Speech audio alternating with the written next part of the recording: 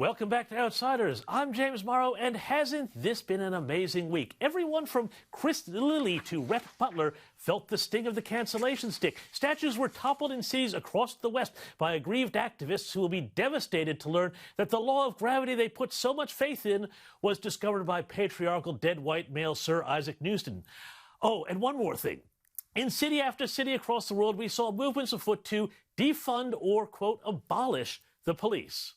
But the question quickly becomes, what does that look like in practice? Well, happily, we have the Capitol Hill Autonomous Zone, or CHAZ, in Seattle to give us a bit of a preview of what the left's new cop-free utopia might look like. Now, in case you're just tuning in, the CHAZ is a little insurrectionary sector of Seattle that was taken over by Antifa types this week when the cops, attempting to, in their words, de-escalate things, simply boarded up and abandoned their local station house. Predictable hilarity ensued as the weedy soy boys and vegans of Seattle's Antifa set up their own tofu dishu. And guess what? The autonomous zone looks a heck of a lot like all the things the people running it rail against. I mean, what was the first thing they did? Why? They built a wall. They even stationed some kids along the perimeter with AR-15s to guard it, even though the recoil would probably send them into the next county. Then they started checking IDs of people coming in and out, and if you think Donald Trump is hostile to the press, here's how they treated a local reporter who came to report on what was going on.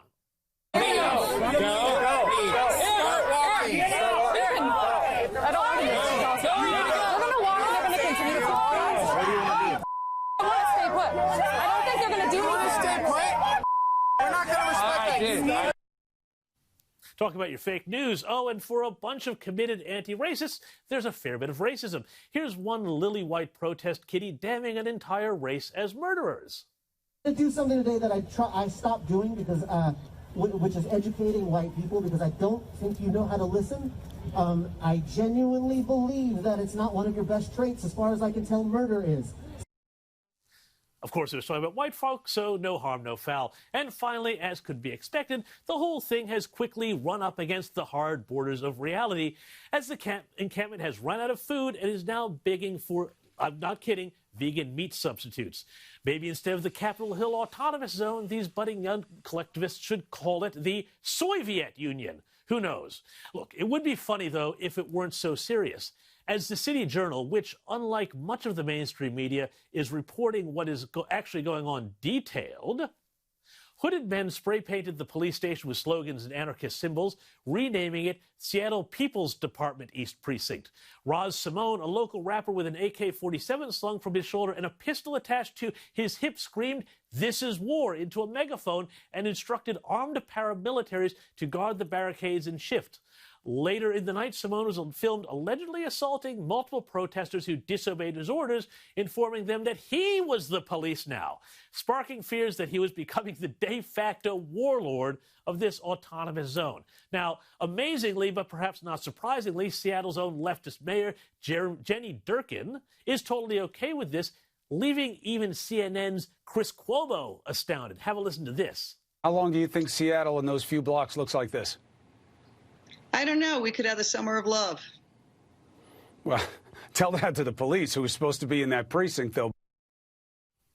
Yes, a summer of love with AR-15s. But as silly as this all seems, this is not a joke. The organizers of this protest are deadly serious about their intentions. They even wrote it on the pavement. End America. And listen to the protests around the country. One message comes through. America, the United States, is an illegitimate nation founded on theft and murder, and it does not need reform, but rather revolution. These are not idealistic kids earnestly campaigning against racism like, say, the Freedom Riders of the 1960s. These are, and I'm afraid there's no other word for it, traitors.